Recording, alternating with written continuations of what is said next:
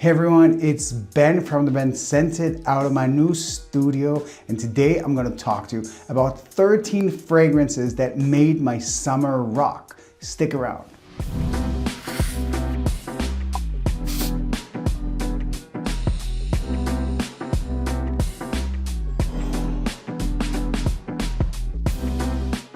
Hey everyone, it's Ben from the Ben Scented. Welcome back, and if you're new, welcome to my channel. Today I'm going to talk to you about some fragrances that really made my summer amazing. There are a few places I was in, and a big chunk of it was in the Middle East, and it was scoldering hot. So between Europe and the Middle East, these are the fragrances that I wore. Starting off with a relatively new fragrance from OMANLUXURY, CADEN. CADEN is a fragrance that absolutely stood out. This one here has got a top of cardamom, saffron, cade oil, and some boozy notes. In the middle, you have some benzoin, suede, and coffee, and in the base, you have vanilla, tonka, amberwood, gaiac wood, and labdanum. What I love about the House of OMANLUXURY is that it takes a relatively conservative approach to Middle Eastern fragrances. What I mean by that is you get real Middle Eastern vibe. So of course, I can go through all of the notes and you can read them. You can look them up on Fragrantica or Perfume. But in the end, the question is, how does it smell? And you can't know unless you get your nose onto it. And this one is definitely worth getting your nose onto. The cardamom really stands out with some saffron and a vanilla base. The suede and the coffee in the middle really makes it stand out among the vanilla coffee fragrances. This one is an amazing Middle Eastern take on a coffee vanilla fragrance. And I dare to say that even if you're not a fan of gourmand fragrances, this is definitely something you'll like. Now I do also wear more oud forward fragrances from OMANLUXURY, such as KHANJAR. KHANJAR, which is an amazing oud rose take from OMANLUXURY. This one in particular was designed by Philippe Paparella Paris. Absolutely stunning, very animalic. So unless you're into animalic ouds, I would rather test this before getting it. And the other fragrance from OMANLUXURY I absolutely love is Oud Aquilaria. This one was created by Dominic Ropion, IFKYK. This one, absolutely stunning fragrance, fresh take on the classical oud rose combination, adding some apple up top. Absolutely stunning. But ultimately, CADEN is what I was wearing this summer. A little non-conservative for the summer, but it absolutely stood out.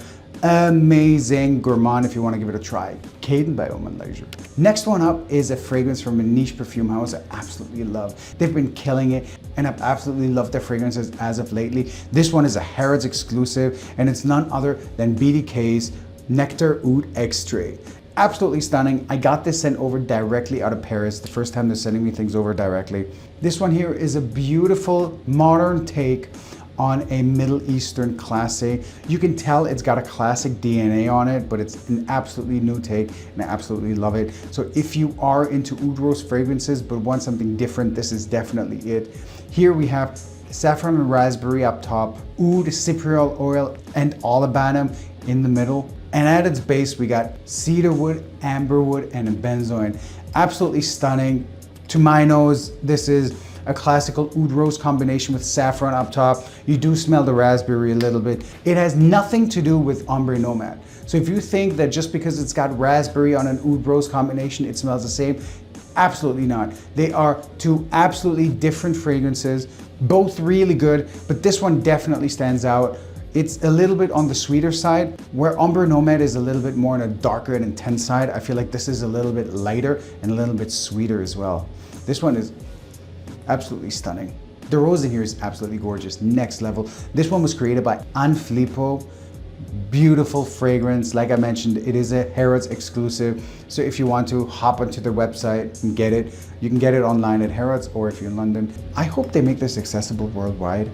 This is just so gorgeous. NECTAR Oud EXTRAIT by BDK. Next up, a fresh fragrance I absolutely love. This one is AQUA di Parma Buongiorno. Absolutely stunning fragrance. This one here has got top notes of spearmint, basil, lemon, petitgrain, and rosemary. Middle notes of mandarin leaf, wild lavender, and at the base, it's got some white musk, cedarwood, and amber. The spearmint absolutely stands out with the mandarin leaf. The basil here adds a little bit of a green note, but a very fresh green note, which is very non-conservatory. This one gets compared to Torino 21 a lot, but I will say they are significantly different. Although this also has mint basil and a white musk base, To my nose, it's completely different. If you know Acqua di Parma and all of their lineup, such as Arancia di Capri and Fico di Amalfi, this goes into that realm of very fresh, elegant, timeless fragrances, but this has a modern twist on it, which is a little bit different for Acqua di Parma. But as always, fresh fragrance, blind buy safe, absolutely gorgeous. This was with me all summer. Now, yes, you'll say, where's the dent been? There's not a big dent. Well, I will say there isn't, because I just have a lot of fragrances to go through. This summer, I will say, I do review fragrances a lot, so haven't sprayed this on more than 2 days in a row is a lot for me. So this was definitely worth it. And I will say that I did wear it to a wedding this summer, which was absolutely gorgeous. It was for an outside setting, so I couldn't think of anything fresher and more pleasing to wear than this. Acqua di Parma, Buongiorno. Next up is a fragrance I was really looking forward to wear. This one is a 2024 release because it was released end of last year, but I was really excited to wear it this summer, and I'm still gonna wear it all through fall. This one is none other than Fragrance du Bois LUCIUS. Now this is a gorgeous scent. This is an absolutely beautiful scent. Starts off up top with pink pepper, bergamot and mandarin. In the middle we got cedarwood, orange blossom, and at the base we got amber and tonka bean. I will say the amber I can smell somewhere around hour 5 to 6 on the dry down. I didn't get a lot of the tonka bean, that's for sure. This is a beautiful fresh fragrance. The bergamot and the mandarin really fuse beautifully together with the pink pepper, giving it just a little bit of a spiciness. Absolutely beautiful fresh fragrance that I can only recommend for any time you have anything to do with anyone. This one is absolutely blind buy safe, but again, people do say it goes into the realm of Noble CAVALE by LOUMARI. I didn't really feel it did go there too much. People also say it compares to Clive Christian's Town and Country. Nothing to do with it. Gorgeous, timeless, forever, beautiful, elegant. Goes a little bit more into the designer realm. So if you ask me, my only downside to this is potentially the price tag and the fact that it smells a little bit more designer than something niche. So I would expect the price tag to be a little bit lower. But in all honesty, I absolutely love it and I would still rock it. But I guess we gotta talk about downsides too. Can't all just be merry and jolly, right? So Fragrance du Bois LUCIUS. Next up is a fragrance I wasn't necessarily looking forward to trying. Turned out it was actually pretty good. This one is none other than OJAR's Everlit. Absolutely beautiful fragrance. This one was created by Gael Montero. Starts up top with apple, cypress, and pink pepper. In the middle, you got some marine notes, some citrus and floral notes, and sandalwood. And at the base, you got akigala wood, frankincense, benzoin. Okay, absolutely love the frankincense base. Beautiful, can't go on about it. I absolutely love frankincense, so there you go, you won me over. I didn't expect this at all. Absolutely beautiful fragrance. I'm just not a huge marine fan. So I don't naturally go for marine fragrances just because they don't usually attract me. So Everlit, you can get this over at Max Aroma. You can try it out. They have these samples, they do sample sales. I would definitely get my nose on it. If you like marine, if you like something fresh, something for every day, but it doesn't smell like everyone, Everlit by OJAR. Another fragrance I absolutely loved rocking this summer, and you're gonna hate me for it because oud is kind of like the theme I'm talking about, but I was really into oud, and I really want to I wanted to break the stigma of wearing oud in the summer. I mean, I think there's the stigma of not wearing oud in the summer because, oh my God, you can't wear oud, it's too thick, it's too this, it's too that. Even in the Middle East, many people say, don't wear oud in the summer, it's not good. But hey, I absolutely love it. And to be quite honest, with this heat, this is kind of like the only thing that sticks on forever. So next one up is from ETAT Libre d'Orange. This one is called Nostos. If I'm not mistaken, this is a New York exclusive. Don't quote me on it, but I think Bloomingdale's. Absolutely stunning. Modern take, absolutely modern take on an oud rose combination. You can't top this. This is Jordi Fernandez 2025. So whoever watched my top perfumers of 2024 will see that Jordi Fernandez is really high up on my ranks. This one here has oud, suede, rose, incense, saffron, Georgie wood, sandalwood, ambrox, sandalwood, ambrofix, mandarin orange, musk, and jasmine. Now I will say, as I've mentioned in a few other videos, Givaudan perfumers tend to use proprietary ingredients for Givaudan, such as akigala wood, where if you see it, you know it was a Givaudan perfumer because it's proprietary to Givaudan. Here, the use of Georgie wood, also Givaudan exclusive. On all honesty, I have no idea how it smells, but I know it is Givaudan, and given this 2025, we might see a trend of Georgie wood coming up in fragrances. But this one here, absolutely beautiful modern take on Oud Rose. Now, if you don't like oud or you think it's too skanky, this has nothing to do with the skankiness of it. Beautiful fragrance, beautiful for everyone to wear. It's got nothing to do with any skank. It is a very westernized, very subtle oud, potentially even an oud accord, beautifully constructed. Jordi Fernandez here at its finest, and if you want to own something that not many people have because it's exclusive to New York, this is definitely is Nostos by Italie Brut. Next up is a fragrance I haven't worn in a while, and I haven't talked in a while either. I mean, as you can see here, this is only part of my collection. I have another work table right in front of me with another 200-300 fragrances and a few others that are still in boxes because I'm still putting up my studio. This one, absolutely stunning. I mean, technically a cheapie, but it's absolutely gorgeous. This one here is Brioni Eau de Parfum Intense. This one's a 2021 creation. Smells stunning. This one was created by Karine Vichon-Spenner and Michel Almayrac. Please forgive me for butchering the names if I did. Absolutely gorgeous 2021 creation. This one here starts up top with Italian tangerine, Calabrian bergamot, pink pepper, middle notes of green apple, patchouli, and saffron. And in the base, you got some vanilla, some ambroxan, and guess what? Oud. Now, if you ask me if there's a difference between a tangerine and an Italian tangerine, or bergamot and Calabrian bergamot, I have no idea. I don't think so. But it's nice that they source from certain areas. I think it's commendable. It's really nice to see that people stick to certain regions and promote those, at least in perfumery. You would do the same if you go to the supermarket and you buy apples, you buy bananas, you buy oranges. You want to know where they're from ultimately, and it's really nice to see that, you know, they promote this in perfumery as well. So kudos to that.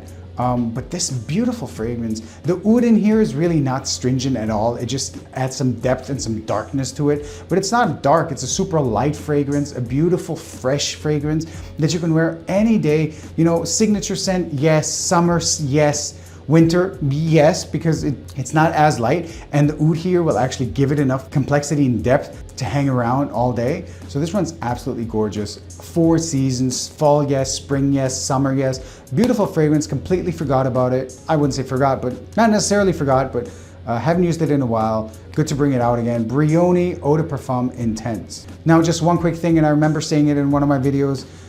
This one looks absolutely identical to the Brioni Eau de Parfum.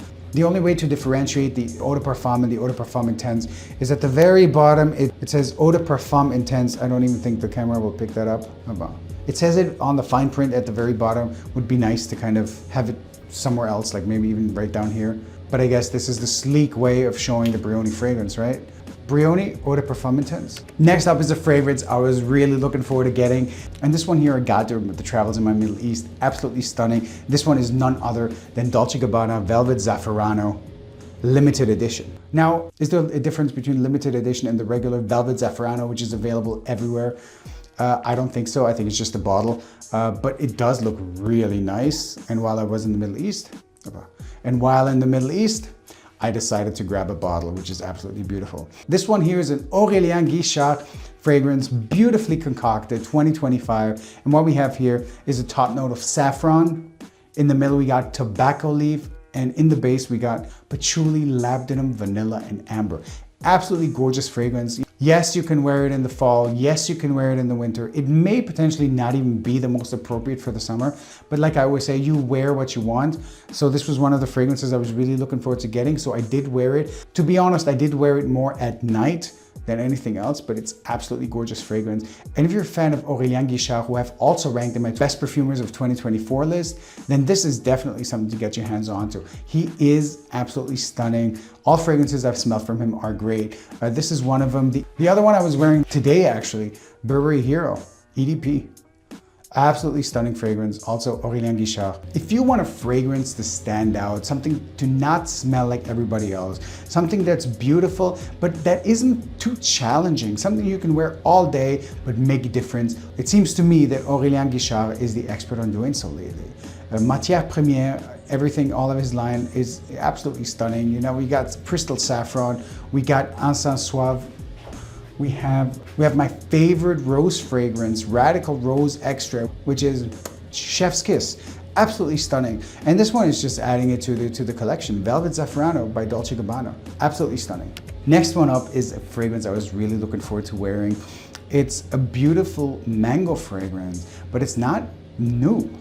It's actually from 2018, and this one's no other than Mango Skin by Wilhelm's Perfumery. I will have to say that I really like Wilhelm's Perfumery. I like their bottles. I know they just redesigned some of their bottles for their collection, but this is an absolutely beautiful bottle. I mean, so elegant, just beautiful to have it on. This one here starts off up top with mango, blackberry, and black pepper. In the mids, you have orris, jasmine, and lotus. And in the base, you have vanilla, patchouli, and icing pink. Now, I will say this is a fresh mango fragrance at the outgo. Once it dries down, it does get a little bit sweeter, but definitely unisex and absolutely gorgeous. I feel like this summer, mango was the one ingredient everyone was reaching for. We were hyping God of Fire. We have several inspired by it, such as Vulcan Fur, and other fragrances such as Unique Mangonificent. Absolutely stunning. I love mango. This is a different take on mango, and it's from 2018, so it is a pre-runner to all of the mango hype now. It's beautiful, very photorealistic mango up top. The photoreality though kind of subsides at around hour 2 and 3, and it quickly transitions into something different.